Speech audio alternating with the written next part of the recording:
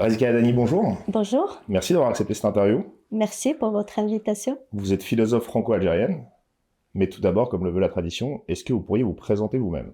Bien sûr, je suis Razika Adnani, islamologue, philosophe et essayiste.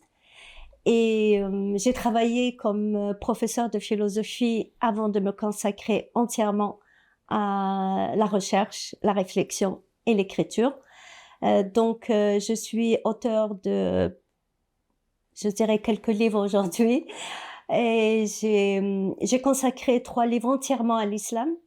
D'autres, j'abordais d'autres sujets, notamment des sujets de philosophie. Et je suis aussi auteur d'articles de presse qui sont tous sur mon site pour ceux qui veulent les consulter. Et qui sera en lien d'ailleurs de la vidéo. Merci. Alors, comme je le disais tout à l'heure, vous êtes franco-algérienne, donc vous êtes né en Algérie, mais Oui. vous avez grandi en France, et vous travaillez, la plupart de vos travaux en tout cas, portent sur la réforme de l'islam.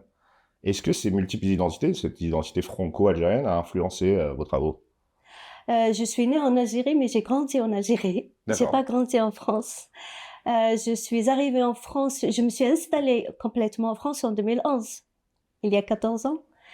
Sinon, j'ai fait mes études en Algérie, j'ai vécu en Algérie, j'ai travaillé en Algérie, j'ai écrit 3 livres en Algérie avant de venir m'installer en France. Donc, je n'ai pas grandi en Algérie, je porte toute une culture algérienne. Et quand je dis algérienne, je dis berbère en premier lieu parce que je suis berbère, mais aussi culture arabe, culture française, étant donné que la culture algérienne a 3 composantes, la culture berbère, la culture arabe, la culture française, pour ne pas parler des autres qui existent aussi en Algérie, mais avec moins d'importance peut-être. Et évidemment, toutes ces 3 cultures participent à construire ma pensée et ma personnalité. Vous dites les cultures berbères, la culture algérienne, est-ce qu'on peut rajouter une quatrième, peut-être la culture musulmane? Ou est-ce que c'est pas une culture selon vous? C'est une culture, mais quand on parle de culture arabe, c'est presque lié, même si c'est vrai que tous les Arabes, ceux qui parlent l'arabe, ne sont pas des musulmans. Je veux dire, être arabe ne veut pas dire être musulman forcément. Mais tous les Arabes qui existent au Moyen-Orient connaissent la culture musulmane. Qu'est-ce qui vous a poussé à réaliser ces travaux? Qu'est-ce qui vous a poussé à vous intéresser à des sujets plutôt sensibles, hein, que ce soit le Coran, la charia, le voile? Qu'est-ce qui vous a poussé dès le départ à vous intéresser à la réforme de l'islam? Au départ, j'étais professeure de philosophie. J'ai écrit des manuels de philosophie et j'ai commencé en réalité à m'intéresser à l'islam lorsque l'Algérie a été frappée de plein fouet par un islamisme le plus radical, le plus extrémiste, le plus meurtrier. Et à ce moment-là, je voulais juste comprendre ce qui se passait autour de moi. Je voulais comprendre le discours des islamistes, ceux qui voulaient s'imposer à nous. Et je voulais aussi me défendre contre ce discours parce qu'on était démunis face à ce nouveau discours qui nous parlait et qu'on n'arrivait pas à comprendre ce qu'il nous disait. Il fallait que je comprenne et il fallait aussi que j'arrive à répondre à mes élèves quand ils ont eux aussi commencé à vouloir nous mettre en difficulté en classe, pas tous les élèves, mais certains qui étaient atteints par ce virus, si je peux l'appeler ainsi. Donc il fallait que je me défende comme professeur déjà face à mes élèves, défendre ma propre personne et comprendre comme un être qui veut comprendre intellectuellement ce qui se passe autour de lui. C'est à ce moment-là que j'ai commencé à travailler dans le domaine de l'islam, à m'intéresser à la pensée musulmane, à acheter tous les livres que je pouvais avoir qui abordaient la question de l'islam et de la pensée musulmane. Et mon premier livre consacré complètement à l'islam est sorti en 2011. Je l'ai écrit en langue arabe et il a été publié au Maroc. Et c'était la problématique principale, c'était la question de la pensée libre et rationnelle. Pourquoi est-elle bloquée dans la pensée musulmane? Parce que tout ce que je voyais autour de moi en Algérie à l'époque, mais aussi dans le monde musulman, les gens qui parlaient de l'islam, j'avais l'impression que leur pensée rationnelle et créatrice était bloquée. Ils n'arrivaient plus à penser dès lors qu'il s'agit de l'islam. Il fallait répéter sans réfléchir le discours qu'on leur proposait comme étant le discours de l'islam authentique. Donc, c'était la question principale de mon livre. C'est à ce moment-là que j'ai compris que la pensée musulmane portait en elle des principes, des théories qui avaient toutes comme objectif le même, bloquer la pensée créatrice et rationnelle, empêcher le musulman de réfléchir dès lors qu'il s'agit de l'islam. Évidemment, ces principes ne sont pas arrivés du premier coup. Je vous parle, on est environ au 9e siècle, où ces idées qui bloquent la pensée ont commencé à se mettre en place. Sinon, avant, il y avait une ouverture d'ailleurs extraordinaire dans le domaine de l'islam et de la pensée musulmane. Et c'est à ce moment-là qu'elle s'est enrichie, la pensée musulmane. Tout ce qu'on trouve dans le domaine de la théologie, dans le domaine juridique, dans le domaine de l'interprétation des textes, c'est plutôt cette première partie où il y avait une ouverture, où la pensée libre et rationnelle, la pensée créatrice était respectée. Évidemment, je voulais comprendre comment on est passé de cette période-là à une autre période où la pensée était complètement bloquée, et c'est tout le livre, je l'ai construit sur cette réflexion et sur cette analyse. Ensuite, j'ai écrit d'autres livres, évidemment. Et concrètement, c'est quoi la pensée réformiste de l'islam? Réformer l'islam, c'est tout simplement essayer de concevoir une autre manière d'être musulman, une autre manière, la religion musulmane d'une autre manière qui est différente de ce qu'on voit aujourd'hui. Évidemment, dans l'histoire de l'islam, il y a eu plusieurs réformes. Et la réforme peut-être dont on parle souvent, c'est la réforme des salafistes, la réforme qu'on appelle en arabe islah. Islah en arabe signifie réparer. C'est une réforme qui cherche à réparer ce qui a été abîmé en islam pour retrouver l'islam pur des premiers musulmans. Évidemment, je ne parle pas de cette réforme-là. Moi, j'appelle à une réforme orientée vers l'avenir qui a comme objectif de créer du nouveau dans le domaine de l'islam. Pour expliquer encore plus, construire un nouvel islam sur le même Coran. Pourquoi je dis cela? Parce que, en réalité, quand on parle de l'islam, beaucoup de gens parlent de l'islam mais ne se posent jamais la question, mais c'est quoi l'islam? Qu'est-ce qu'il désigne réellement avec ce terme? Aujourd'hui, on entend beaucoup en France nous dire, mais l'islamisme n'a rien à voir avec l'islam. En fait, ils savent même pas ce que signifie le terme islam, ni même l'islamisme d'ailleurs.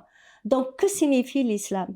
Dans l'islam, il y a d'abord le Coran, comme le livre fondateur de l'islam, c'est le fondement de l'islam. On le trouve à la base. Mais à partir du Coran, il y a plusieurs islams en réalité. Il y a l'islam sunnite, l'islam chiite, l'islam soufi. Ce qui veut dire qu'il y a un Coran qui est le livre fondateur de l'islam, qui est le livre révélé selon la foi musulmane, qui est le livre sacré, que tous les musulmans regarde comme un livre sacré, évidemment, il faut le respecter en tant que tel, mais l'islam ne se limite pas au Coran. L'islam, le Coran tout seul ne constitue pas l'islam, en tout cas pas l'islam que les musulmans connaissent et pratiquent. À partir du Coran, il y a eu tout un travail qui a été fait par l'être humain. Un travail exégétique, un travail juridique, un travail théologique, un travail méthodologique, pour construire ces islams différents. Pourquoi il y a des islams différents?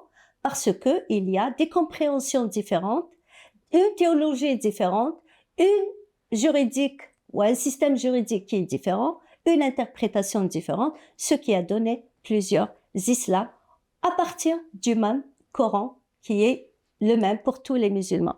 Si les premiers musulmans avaient le droit de construire leur islam selon leur culture, leur compréhension sur le même Coran, pourquoi aujourd'hui on n'aurait pas le droit de construire un autre islam toujours sur le même Coran? Logiquement, rien ne l'empêche. Mais si le Coran, c'est la voix d'Allah, le réinterpréter ou le traduire, de traduire, je veux dire changer le sens, c'est trahir la parole d'Allah, du coup. Le Coran, c'est la parole de Dieu, parce que Allah veut dire Dieu en arabe, oui, tout simplement. C'est la parole de Dieu selon la foi musulmane. Pour ceux qui sont musulmans, ils le considèrent comme la parole de Dieu. Mais l'islam, ce n'est pas que la parole de Dieu, d'une part. Quant à l'interprétation, c'est la compréhension humaine de la parole divine. La compréhension humaine, tout le monde a le droit de critiquer la parole humaine. Tout le monde a le droit de critiquer une compréhension humaine. Et tout le monde a le droit de refaire un travail fait par l'être humain. Pourquoi réinterpréter serait-il interdit ou trahirait-il la parole de Dieu? Pas du tout. Donc c'est un travail humain qui a été fait que tout le monde peut refaire. Cependant, il faudrait que je précise que la réforme à laquelle moi j'appelle ne se limite pas à la réinterprétation des textes coraniques. Parce que beaucoup de gens pensent à la réinterprétation dès lors qu'on parle de la réforme de l'islam. Je ne suis pas du tout d'accord avec ces gens-là. Pour moi, la réforme de l'islam, il y a la réinterprétation, certes quand elle est nécessaire, mais le travail ne se limite pas à cela. Il y a aussi le choix des versets que les musulmans ont choisi de mettre en pratique. Étant donné que dans le Coran, il y a un ensemble de recommandations, certaines concernent la vie sociale, d'autres concernent le culte, la pratique du culte. Je parle, moi, de l'interprétation du Coran quand elle est nécessaire, mais je parle aussi du choix des versets coraniques. Donc, il y a certains versets que les musulmans ont pris en compte et d'autres qu'ils ont négligés. Et ce travail a été fait lors des premiers siècles de l'islam. Je vous donne un exemple. Par exemple, les musulmans n'ont pas choisi les versets pour les mettre en pratique, les versets qui reconnaissent la consommation des boissons alcoolisées. Ils ont pris en compte les deux versets qui interdisent, ou même s'ils n'interdisent pas totalement, mais le verset par exemple, disons qui interdisent la boisson la consommation des boissons alcoolisées. Donc il y a un choix des versets qui a été fait. La même chose, on peut le dire pour les règles qui concernent la liberté de conscience. Personnellement, j'ai compté dans le Coran au moins 28 versets coraniques qu'on peut considérer comme des versets qui reconnaissent la liberté de conscience. Or, tous les juristes musulmans, et encore aujourd'hui, ne reconnaissent pas la liberté de conscience. Qu'est-ce qu'on peut déduire par là? Que ces versets-là n'ont pas été pris en compte, ou ils ont été interprétés différemment. La majorité n'ont pas été prises en compte. Il y a un qui est connu, le verset qui dit celui qui veut croire qu'il croit, celui qui ne veut pas croire qu'il ne croit pas. Celui-là a été interprété d'une manière qui convient à la décision des politiques qui ne voulaient pas reconnaître la liberté de conscience. Ils ont considéré que ce verset ne concernait pas les musulmans, mais les non-musulmans, qu'on n'obligerait pas à adhérer à l'islam ou pas. Mais un musulman n'est pas concerné par cette liberté-là. C'est-à-dire, une fois qu'on est musulman, on n'a pas le droit de quitter l'islam. Donc, vous voyez, il y a un travail humain qui a été fait. Ce travail concerne l'interprétation, mais aussi le choix des versets. Et troisième élément, c'est toute la théologie qui entoure ce travail. Pourquoi on n'a pas pu refaire le travail depuis le 9e siècle ou le 10e siècle? Parce qu'il y a une théologie qui bloque. La théologie, elle est constituée de plusieurs théories, de plusieurs concepts. Dans le livre Sortir de l'islamisme, j'en ai cité 3, les plus importantes. La théorie du Coran incréé, la théorie du salaf, la théorie du naql, comme je l'appelle, qui est la théorie littéraliste. 3 théories qui bloquent pour que le travail ne puisse pas se refaire ou faire le travail une autre fois. Donc, dans la réforme de l'islam, je me base sur ces 3 éléments pour dire on a le droit de refaire ce travail, ces 3 éléments qui ont été faits, on a le droit de le refaire. Il faut le refaire, ce travail, dans le domaine de la théologie, le choix des versets, l'interprétation quand elle est nécessaire, parce que la majorité des recommandations coraniques qui posent problème ne nécessitent pas une réinterprétation. Elles nécessitent tout simplement de les négliger. Sinon, on passera l'éternité à vouloir les réinterpréter, mais en réalité, on n'arrivera jamais à leur faire dire ce ils ne peuvent pas dire. Donc, il est préférable tout simplement de les négliger. C'est intéressant ce que vous dites, parce que dans ce cas-là, chaque peuple, chaque population, chaque nation pourrait avoir sa propre interprétation de l'islam, qui s'adapterait à ses lois, à ses normes, à ses coutumes. Cela, c'est déjà, on peut dire qu'à l'époque, lors des premiers siècles de l'islam, c'était un petit peu comme ça que les choses se sont faites, au fait. C'est pour ça, par exemple, l'islam de l'Asie centrale est un islam vraiment de l'Asie centrale. On peut l'appeler un islam autochtone, parce que la religion musulmane est partie s'installer dans cette région-là, mais ce sont les populations autochtones qui sont devenues musulmanes. Donc elles sont devenues musulmanes avec leur culture, leur façon de comprendre. Et on peut aussi le dire pour les Balkans, par exemple, l'islam des Balkans. Mais un peu moins dans les autres parties, par exemple au Maghreb, même si c'était des Berbères, mais parce qu'on peut l'expliquer par rapport aux théories théologiques et juridiques qui ont été adoptées par ces populations. Par exemple, au Maghreb, on a adopté le malikisme. Le malikisme est une doctrine plutôt conservatrice, plutôt salafiste, plutôt traditionnaliste. Si je le dis comme ça, beaucoup de gens ne vont pas être contents parce que ils considèrent que le malikisme plutôt est une théorie ouverte. Bon, je donne plus d'explications dans mes ouvrages pour ceux qui veulent comprendre un peu plus, notamment l'ouvrage Islam, quel problème, les défis de la réforme, dans lequel j'ai abordé d'une manière plus détaillée la théorie ou l'école malikite. Donc c'est une école qui considère que dans le domaine juridique, un musulman il doit se référer au Coran. S'il ne trouve pas de réponse aux traditions du prophète, s'il ne trouve pas de réponse aux compagnons du prophète, s'il ne trouve pas de réponse, il doit se référer aux traditions de Médine. Vous connaissez Médine, c'est la ville où le prophète vivait. Donc, en quelque sorte, au Maghreb, et quand un juriste essaye d'organiser la société, il se réfère toujours au Moyen-Orient, en Arabie Saoudite. Le prophète, le Coran, les compagnons du prophète et les gens de Médine. Alors que en Asie centrale ou l'islam des Balkans, c'est plutôt une autre théorie qui a été adoptée dans cette région-là. C'est la théorie hanafite qui donne un peu plus de place à la pensée humaine, c'est-à-dire au juriste lui-même, étant donné que l'école hanafite, on l'appelle l'école de l'opinion. L'opinion de qui? L'opinion du juriste. Alors que l'école malikite, on l'appelle l'école du hadith. Pour Malik, quand il n'y a pas de réponse dans les textes coraniques, il faut aller voir dans les hadiths. Pour Abu Hanifa, le hanafisme, quand il n'y a pas de réponse dans les textes coraniques, il faut utiliser sa propre pensée. Ce qui a donné plus de liberté à ces populations-là d'utiliser plus leur pensée, ce qui a donné donc un islam plus autochtone, plus original.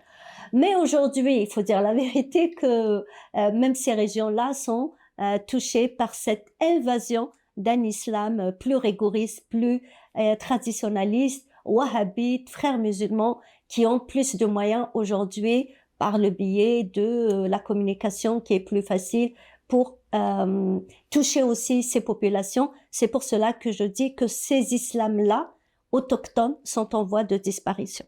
Donc, on a reçu Fatia Boudjela il y a peu. Elle nous disait qu'il n'était pas possible d'avoir un islam de France, un islam français, que ça n'existait pas. Il y a l'islam, il y a la France, mais il n'y a pas d'islam de France. Est-ce que vous êtes plutôt d'accord avec ça parce que vu qu'on vient de parler justement qu'il est possible que la religion s'adapte aux régions, aux coutumes géographiques ou d'un peuple, est-ce que ce serait pas possible que ça arrive en France? Pas aujourd'hui en tout cas. Pas aujourd'hui en tout cas, avec toute cette ouverture médiatique, etc. En France, d'abord, la majorité de la population musulmane en France, c'est une population qui est venue vivre en France avec son islam. C'est-à-dire, c'est un islam qui a été construit dans les pays d'origine et les populations sont venues vivre en France. Donc, ce n'est pas un islam autochtone, comme je l'appelle. C'est un islam, si je peux dire entre guillemets, importé par les populations qui elles-mêmes sont venues de l'extérieur. Donc, il ne peut pas être un islam de France. Pour qu'il soit un islam de France, prendre la phrase dans le sens propre, il faut qu'il soit construit en France et qu'il soit pétri de la culture française. Ce n'est pas le cas, même si, évidemment, quel que soit cet islam, il va être influencé d'une manière ou d'une autre par la culture française. Mais tout ce qu'on voit aujourd'hui comme un islamisme, un islam radical, conservateur qui est dans une offensive même agressive, évidemment, la construction de cet islam de France me paraît de plus en plus difficile. Et ça amène au sujet suivant, c'est le voile. Le voile, le niqab, la burqa, comme on veut l'appeler, qui est un sujet assez brûlant en France, et c'est tabou, on le voit d'ailleurs avec notre Premier ministre Bruno Retailleau. Qu'est-ce que vous en pensez du voile? Est-ce que le voile, est-ce que le niqab, ça fait partie, de la culture, comme disent certains, de la culture musulmane et non pas de la religion? Ou est-ce que ça fait partie de la religion? Ou est-ce que c'est un choix? C'est quoi en fait au final le voile? Parce qu'on s'y perd avec toutes les différentes définitions. Le voile est une pratique patriarcale imposée par les hommes aux femmes bien avant l'islam. Donc ce n'est pas une pratique islamique. Une pratique islamique, ça veut dire une pratique qui doit être spécifique à l'islam. Or, le voile existait bien avant l'islam. Donc on ne peut pas dire que c'est une pratique islamique. C'est une pratique qui existait 2400 ans avant notre ère. Et l'objectif de l'apparition de cette pratique était de distinguer entre les femmes qui devaient être respectées et les femmes que les hommes avaient le droit de ne pas respecter, les esclaves et les prostituées. Donc il avait un rôle social, un rôle de discrimination sociale. Et les religions ont repris cette pratique et l'islam, lui aussi, a repris cette pratique. Mais je répète toujours que le voile n'est pas une pratique coranique. Pourquoi je dis cela? Parce que la partie principale du voile, c'est la dissimulation de la chevelure de la femme. Or, il n'y a rien dans le Coran qui dit explicitement que la femme doit couvrir sa chevelure.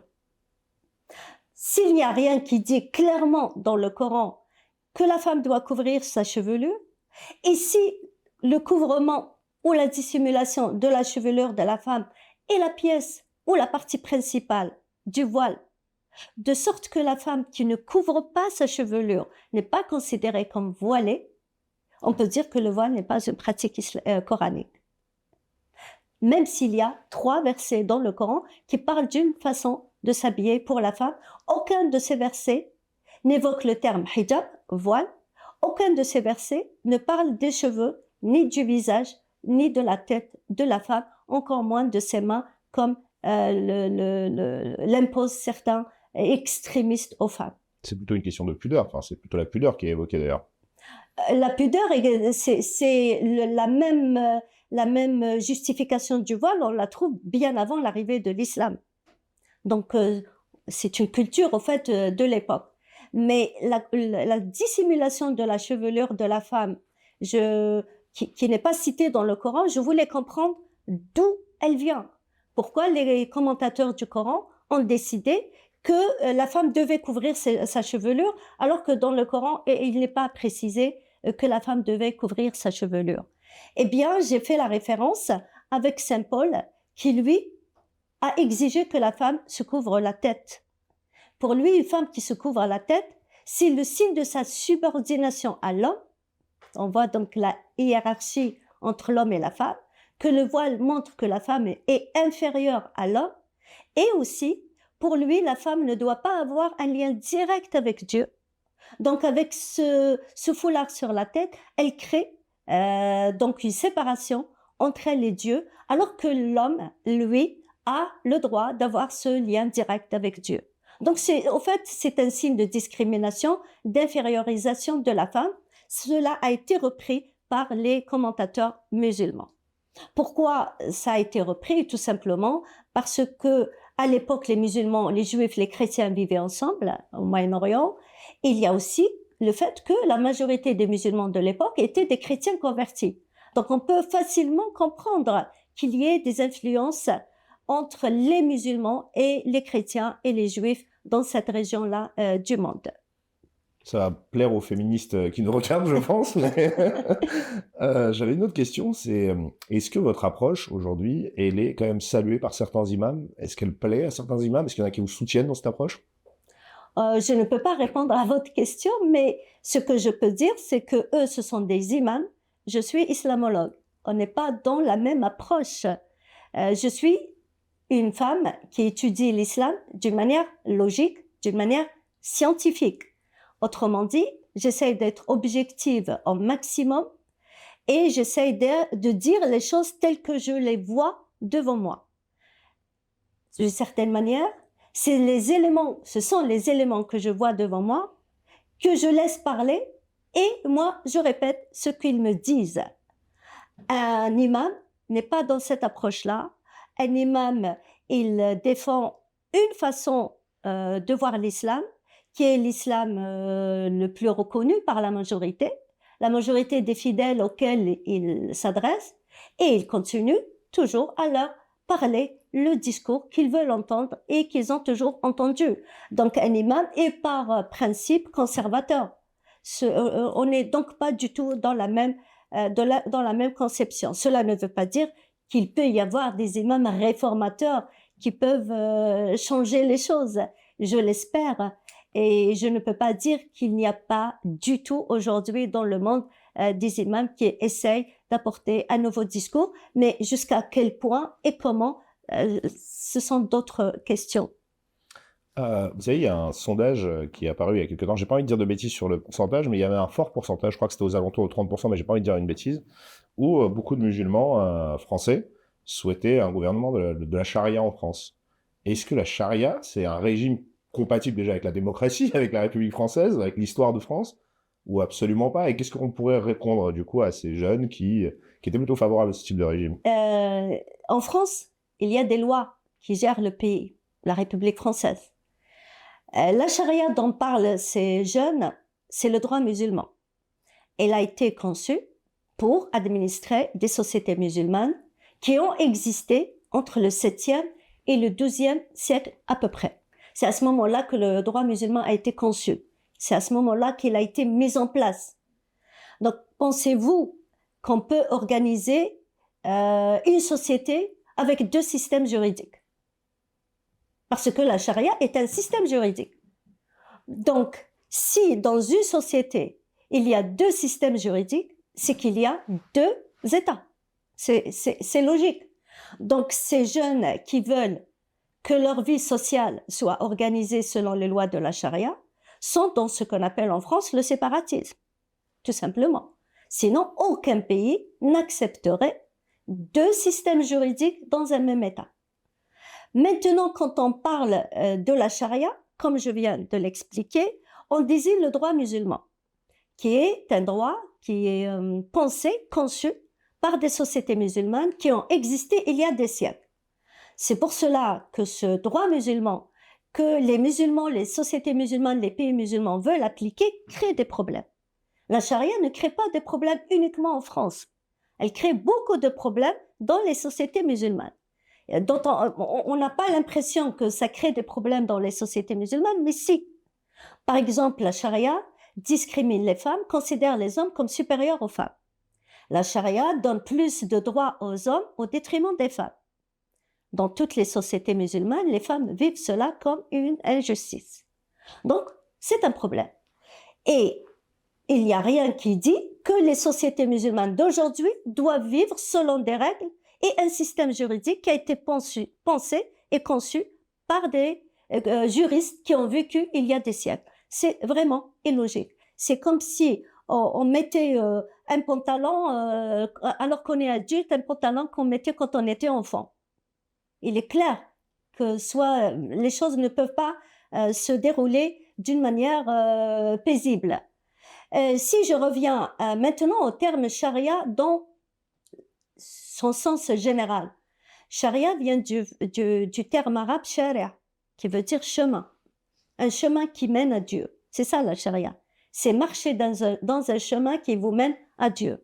Mais le chemin qui m'emmène vers Dieu n'est pas forcément la charia des règles juridiques. Comment m'habiller, Il y a aussi d'autres règles qui sont d'ordre spirituel, la pratique du culte, qui font partie de la charia.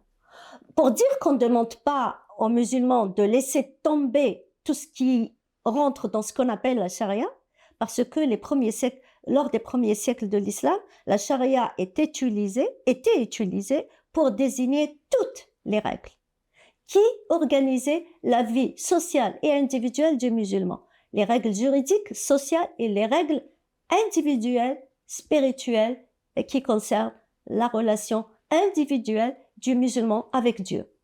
Donc ces règles, c'est cette deuxième partie des règles qui font partie de la charia, mais qui concernent la pratique du culte, la vie du musulman et comment il est en contact avec Dieu, cette charia ne pose pas de problème. Celle qui pose le problème, c'est celle qui concerne l'organisation sociale et politique. Celle qui fait que l'islam est politique. Et aujourd'hui, donc, c'est les musulmans de France doivent savoir qu'ils vivent dans une société qui a ses règles juridiques. Ils doivent tout simplement se soumettre aux règles de la société française. Vous êtes musulmane? Je pense que c'est une question privée. Ok, bah, je la diffuserai même pas, alors je la mettrai même pas. Non, j'avais une question, vu qu'on vient de parler justement des règles françaises et autres. Est-ce que vous estimez qu'aujourd'hui, la France, ou du moins ses lois, sont islamophobes? Le terme islamophobe, c'est un terme un concept sur lequel je ne suis pas du tout d'accord. Parce que ce que signifie, quand on parle, il faut savoir ce que signifient les mots. C'est le rôle d'un intellectuel, d'un chercheur. Et c'est de voir ce que signifient les mots, l'origine des mots. Et concernant le terme islamophobie, signifie la peur irraisonnée, une peur maladive. C'est ça la phobie, c'est une peur qui n'a pas raison d'être en réalité. De sens rationnel. C'est une phobie, donc c'est une maladie. C'est une peur maladive de l'islam. Autrement dit, toute critique de l'islam, tout regard critique porté sur l'islam n'a pas raison d'être en dehors d'une peur maladive de l'islam. Aujourd'hui, on parle beaucoup d'islamophobie en France dès lors qu'il y a certains actes anti-musulmans. Un acte anti-musulman, on peut l'accepter, il peut exister parce que la haine envers d'autres personnes, elle peut exister cette haine envers un musulman ou un non-musulman. Mais la peur maladive de l'islam, je conteste ce terme. Pourquoi? Je viens de dire déjà pourquoi, parce qu'il parle d'une peur maladive. Deuxièmement, tout à l'heure, je vous ai parlé d'un travail que j'ai fait pour comprendre le blocage de la raison, de la pensée rationnelle, de la pensée créatrice dans le domaine de la pensée musulmane. Et ce travail, je l'ai fait avant 2011, évidemment, parce que mon livre a été publié en 2011. J'ai écrit un livre en 2017 dans lequel j'ai parlé aussi de ce blocage de la raison. D'ailleurs, je l'ai intitulé « Islam, quel problème ?» pour dire que le problème principal de l'islam, c'est le blocage de la pensée rationnelle, de la pensée créatrice. C'est la défaite de la pensée face à la révélation. C'est le fait de dire il n'y a que la révélation qui compte, la pensée ne doit pas avoir de place. C'est le problème principal de l'islam. Eh bien, l'islamophobie vient rallonger cette liste de ces obstacles épistémologiques qui bloquent la pensée rationnelle, la pensée créatrice dans le domaine de l'islam. Accepter l'islamophobie, c'est accepter que cette liste dont j'ai parlé se rallonge, soit encore plus longue, avec un nouveau concept, malheureusement qui a été forgé en France. C'est les Français qui ont créé le terme islamophobie, contrairement à ce que disent beaucoup de gens qui racontent que ce sont les frères musulmans qui l'ont créé. Mais les frères musulmans l'ont bien utilisé. Et je voudrais ajouter cette idée, c'est que dans les années 90 en Algérie, Youssef El-Qaradawi, qui fait partie des frères musulmans, même s'il ne le dit pas réellement, a terrorisé les progressistes algériens, les laïcs algériens, les communistes algériens avec le terme islamophobie. Ils ne cessaient pas de répéter, de leur dire vous êtes islamophobe. En arabe, karahiyat l'islam, vous détestez l'islam, ou carrément il utilisait le terme islamophobia. Donc quand en France, les sociologues nous disent que l'islamophobie, c'est l'hostilité de la majorité en Occident envers la minorité qui est musulmane. Dès lors qu'on traverse la Méditerranée, on va trouver que c'est le contraire en réalité. C'est la majorité qui accuse la minorité d'islamophobie. Pour voir que cette définition de l'islamophobie ne tient plus dès lors qu'on sort du territoire occidental. Je voudrais juste ajouter, si vous permettez, c'est pour cela que je dis que l'islamophobie est un concept qui n'est pas scientifiquement fondé. Alors tout à l'heure d'ailleurs, vous faisiez pas de différenciation entre islam et islamisme. J'aimerais bien qu'on revienne dessus parce que ça peut déjà choquer que vous fassiez pas cette différenciation. Et qu'est-ce que vous entendez par là?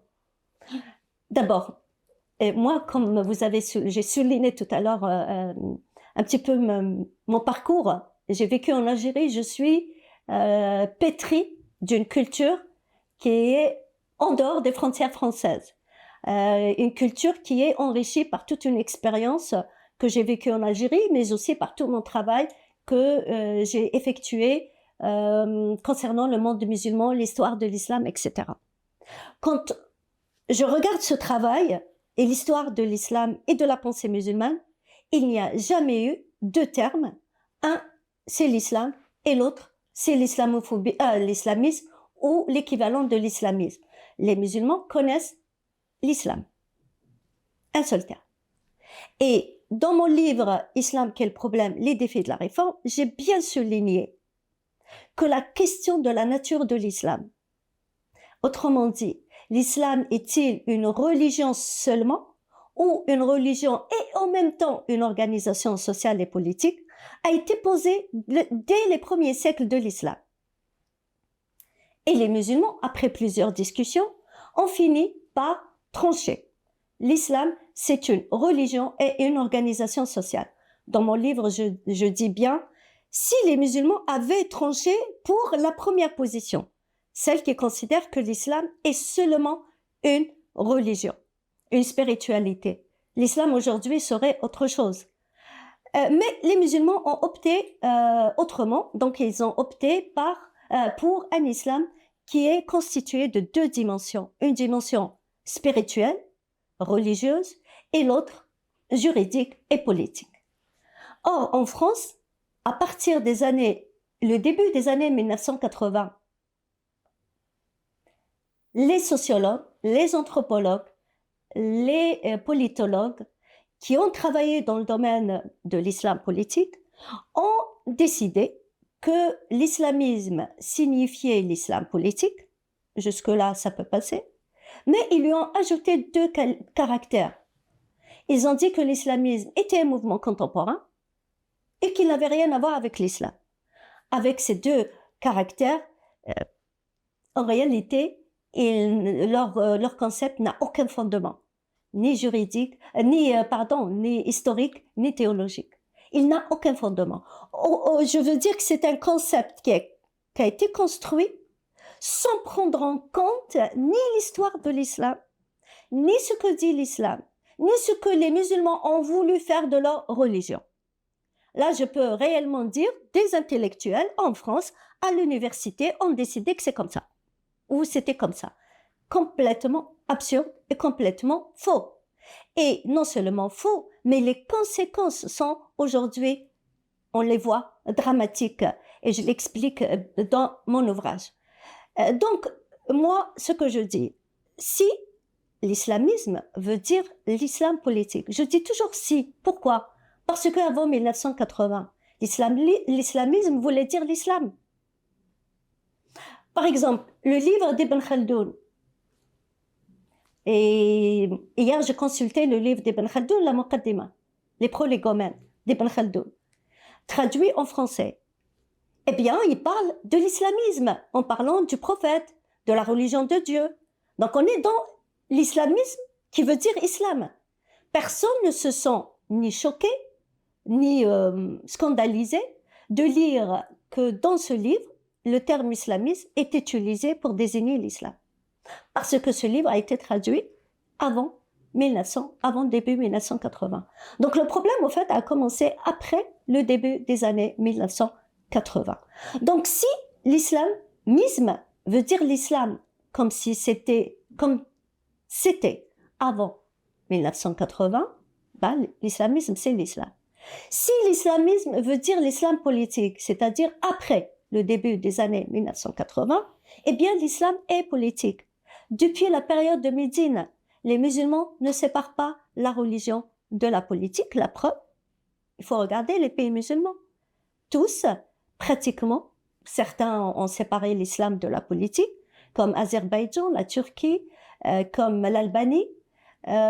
Certains pays africains se déclarent laïcs, même si en réalité la charia existe dans le droit, mais les autres, ils déclarent que l'islam est la religion de l'État.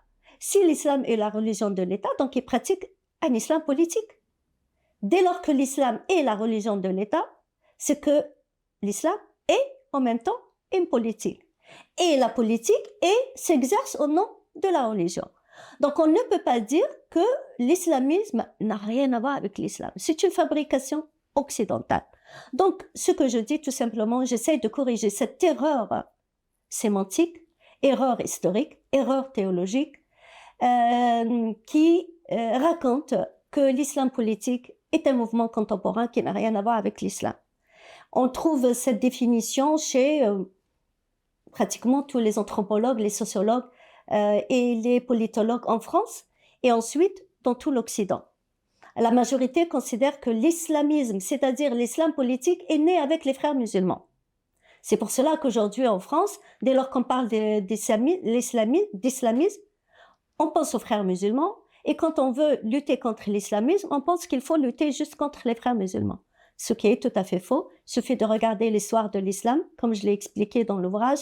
Dès les premiers siècles, les mouvements politico-religieux ont marqué l'histoire de l'islam. Il suffit de se rappeler que sur les 4 premiers califes, 3 ont été tués dans la mosquée pour des raisons politiques. Donc, on voit l'imbrication entre le religieux ou les politiques. Comment est-ce possible que des universitaires français racontent aux musulmans et aux non-musulmans que les mouvements politico-religieux qu'on appelle l'islamisme est un mouvement contemporain? D'ailleurs, c'est ce dont vous mettez en garde Bruno Retailleau, dont on parlait tout à l'heure dans une lettre ouverte, d'ailleurs, qui est en lien de la vidéo, mais vous le mettez en garde contre l'islam politique, du coup. Bruno Retailleau, je lui ai écrit cette lettre ouverte lorsqu'il a décidé que lutter contre l'islamisme ou l'islam politique, c'est lutter contre les frères musulmans. Voilà, et pour lui, l'islamisme se limite aux frères musulmans. Or, lutter contre les frères musulmans, c'est lutter contre une partie de l'islam politique ou de l'islamisme, et non de tout l'islamisme. Il faut aussi savoir, quand on parle de l'islamisme, il y a plusieurs niveaux d'islamisme. Il y a un islamisme politique, mais sans être extrémiste. Par exemple, le Maroc est un pays qui déclare dans sa constitution qu'il est un pays islamique. Mais l'islamisme marocain n'est pas l'islamisme afghan. Il y a des niveaux. Plus on est dans une pratique rigoriste des règles de la charia, plus l'islamisme devient extrémiste.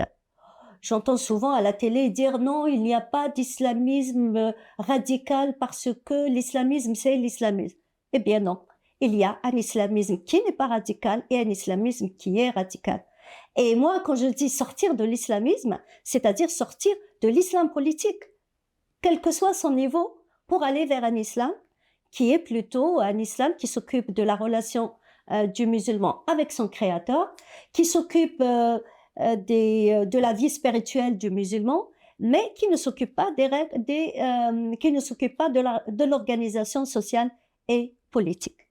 Alors justement, les frères musulmans ou les différents types d'organisations islamistes, du coup, qui existent, comment est-ce qu'elles agissent en France? Quels sont leurs liens? Quels sont leurs moteurs?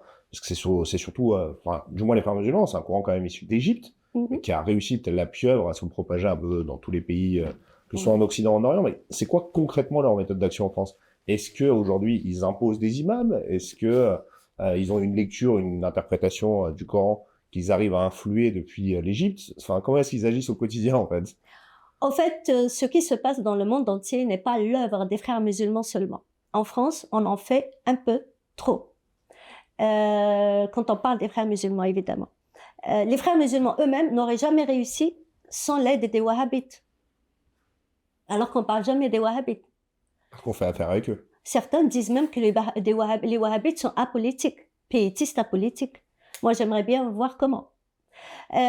Donc, les frères musulmans s'inscrivent dans un courant islamiste qui veut que la charia soit appliquée, dont fait partie les wahhabites, les frères musulmans, les mollahs égyptiens, aussi les talibans, parce qu'ils font partie des frères musulmans ou pas. Moi, je pense qu'ils ont leur propre courant. Donc, tous ces mouvements-là et d'autres, évidemment, font partie de ce qu'on appelle l'islam, qui veut appliquer la charia d'une manière plus rigoriste. Donc, un islam plutôt extrémiste, un islam plutôt plus radical, avec toujours des niveaux. Donc, parler uniquement des frères musulmans, c'est fermer les yeux sur les autres courants. Et c'est dangereux. Pourquoi c'est dangereux? Car cela veut dire que l'État ne va s'occuper que des frères musulmans et ne pas des autres courants islamistes ou de l'islamisme, islam politique d'une manière générale. Pour moi, cibler les frères musulmans, c'est cibler une partie de l'islamisme, alors que cibler l'islamisme, c'est cibler tous les mouvements islamistes dont fait partie les frères musulmans. Maintenant, comment ils agissent? Je peux vous dire qu'en Algérie, par exemple, depuis les années 90, qu'on parle des frères musulmans. On parle tous les jours des frères musulmans, mais personne ne peut vous dire exactement qui est frère musulman parmi les Algériens. On parle des frères musulmans, mais qui sont ces frères musulmans? Où les trouver? Si quelqu'un ne vous dit pas « je suis frère musulman », comment vous pouvez savoir s'il est frère musulman? Roteyo, il y a 2-3 jours, il a donné une interview au Figaro. Lui-même a reconnu et il a affirmé qu'il voulait lutter contre les frères musulmans, mais il a affirmé lui-même que les frères musulmans étaient difficiles de les identifier. Donc, au fait, non seulement on cible une partie de l'islamisme, mais on cible une partie qui est difficile d'identifier. Je rajoute tout simplement que avant que la France ne décide d'interdire les frères musulmans, Boumedienne a interdit les frères musulmans. Sisi a interdit les frères musulmans. Nasser a interdit les frères musulmans. Mais personne n'a pu réellement éradiquer les frères musulmans. Pour dire je vais interdire les frères musulmans, à part certaines organisations peut-être qui sont connues et qui se présentent comme telles, je ne vois pas comment on peut interdire les frères musulmans. On peut les interdire officiellement, mais leur idéologie va continuer d'exister. C'est pour cela que je dis que le plus efficace, c'est de lutter contre l'islam politique, quelle que soit son origine ou le groupe qui professe cette doctrine ou cette façon d'être musulman. Pour ne pas rentrer dans des détails qui vont faire perdre beaucoup de temps à la France sans résultat concret. Razika Dani, merci. Merci à vous. J'aimerais poser une dernière question avant de conclure cet entretien. Si vous pouviez donner un conseil ou une orientation à Emmanuel Macron, à Bruno Retailleau sur comment justement lutter contre cet islamisme concrètement, quelle serait votre mesure? Retailleau, je lui dis la même chose, c'est que lutter contre l'islamisme doit être une lutte contre tout l'islamisme et non pas contre une partie de l'islamisme. Pour moi, le fait de déclarer que l'État veut lutter contre une partie de l'islamisme est une reconnaissance de l'échec de l'État de lutter contre l'islamisme. C'est une reconnaissance de l'échec, tout simplement. Quant à Macron, je n'ai rien à lui dire à Macron, mais étant donné que je me sens profondément trahie par Macron, et depuis hier, je n'arrive pas à regarder sa vidéo, alors qu'il reçoit un terroriste, un djihadiste, avec ses gestes de tendresse habituels. Et donc, je me sens trahie avec tout ce que ce terme a comme sens, c'est-à-dire souffrance, déception et incompréhension. Rizkia Dani, merci. Merci à vous. Merci pour cet entretien. On retrouvera bien évidemment votre site en lien de cette vidéo, ainsi que la lettre ouverte de Bruno Retailleau, dont on parlait tout à l'heure. Merci encore pour cet entretien et à Merci très à vite. vous. Merci pour votre invitation.